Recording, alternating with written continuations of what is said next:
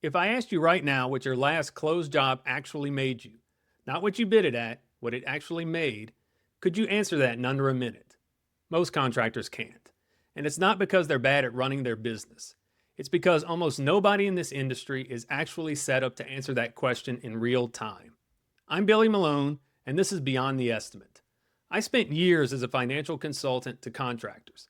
Real files, real numbers, dozens of companies. And today I want to walk you through three numbers most contractors aren't checking. One of them, most contractors can't even check yet. And I'll get into exactly why that is. Okay, the first one. Knowing, while a job's still open, whether it's actually making money, not after it closes out. Here's the honest truth about this. Real-time job costing is genuinely hard to do well. I worked with a GC, let's call him Ray, doing a good amount of business. Even with real effort behind it, it's a tough thing to get right. You need labor hours coded to the job as they happen, materials tracked against the budget as they're bought, not reconciled weeks later.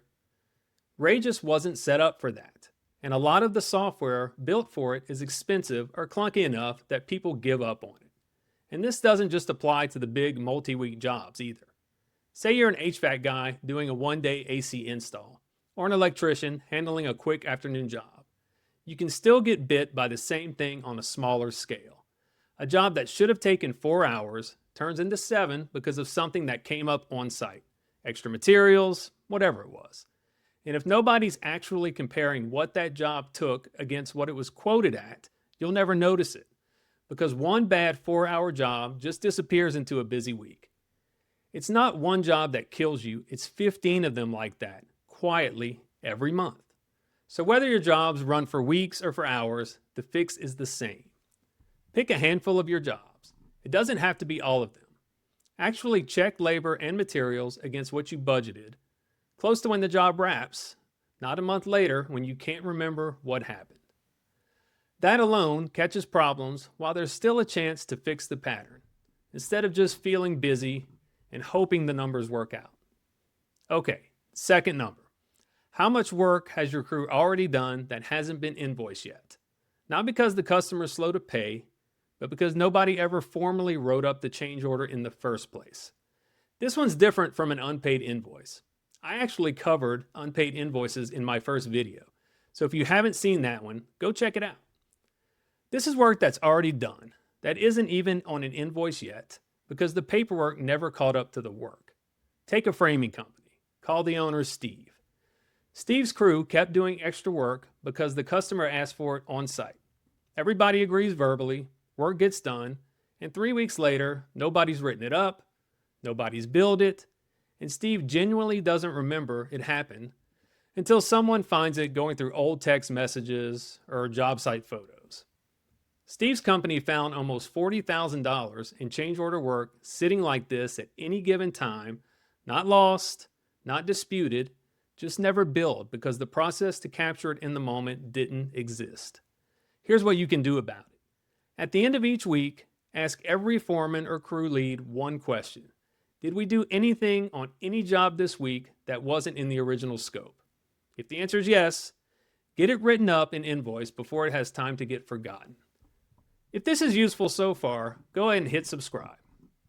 Okay, I've got one more number and then we're done. Third number, and this is the one I think matters most. Not just how much cash you have right now, but what your cash position actually looks like 2, 3, 4 weeks out.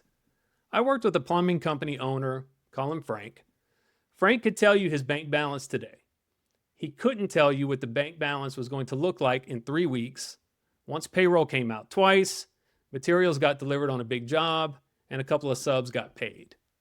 So his account looked healthy on a Monday, and by the following Thursday, it was a scramble.